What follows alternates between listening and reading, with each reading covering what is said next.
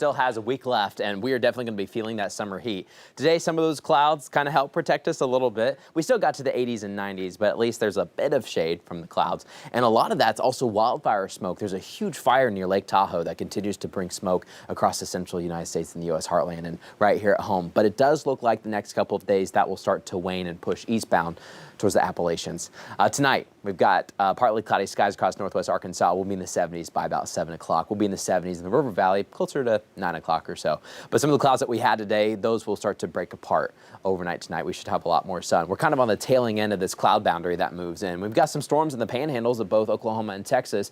The thing is, we have high pressure here, and so that's a sinking motion. So as these storms get closer, the rain falls apart, but some of the leftover clouds still kind of push eastbound. So we may still have a couple clouds tomorrow morning, and I think the afternoon looks a lot sunnier. But it looks warm, it looks windy, and it looks dry, and that helps the fire danger increase. We had a wildfire there towards Hackett earlier this afternoon, and on top of that, not just warm weather's on the way, but near record warmth. In fact, heat index values may even get close to 100 or go over 100 degrees next week as we're trying to wrap up summer. Definitely gonna feel like summer. It's going out with a bang, right? But then maybe by the first day of fall, there could be a cold front that approaches. That would be some good news. Northwest Arkansas tonight, we may still slip into some 50s. It'll be a cool start tomorrow morning, back into the 80s in the afternoon. A lot more sun expected tomorrow than what we've had today. A few extra clouds in the morning, a lot of sun in the afternoon, and maybe 1 or 2 clouds closer to sunset in the River Valley as we get towards 90 degrees later into the day as well. But overall, slowly clearing skies as high pressure really tries to dominate across Arkansas and Oklahoma. Waking up tomorrow morning, we'll have from 50s and 60s. We'll warm up to the 80s and 90s, and there's a stiff south wind out there, and it's going to increase even more the next couple of days, bringing more humidity. The humidity is not going to be so bad tomorrow and even Saturday, but by Sunday, Monday, you're going to start to notice more muggy air start to come in, and on top of that, warmer temperatures. We're headed back to those 90s as we start next week in northwest Arkansas. That orange day highlighted for the first day of fall. 91 does not feel like the first day of fall at all, but maybe as you look towards the 10-day forecast tonight at 10, we'll show you some signs of this next cold front.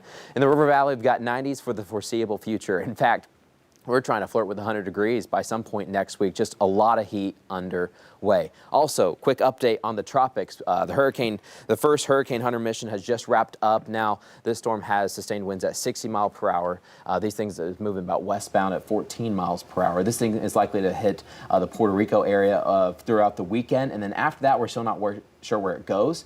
However, I will tell you, Air Force has decided to upgrade those flight paths to about once every 6 hours. So they're working on that because this thing, it'd probably be the closest that we've had so far towards the U.S. mainland. So the Hurricane Hunters are actually members of the Air Force? Yeah, they're usually retired. Interesting. They usually finish up their duty and then, because they're the ones who can really. Oh, they can stomach those that missions up and are down crazy, thing. Yeah, for sure. No kidding. So we don't know yet if it's going to hit the East Coast. We don't know. Okay. And there's a good chance that this thing just rides up the East Coast, bring waves, but doesn't make landfall. Gotcha. But we'll watch it. All right, Matt, thanks. We've got just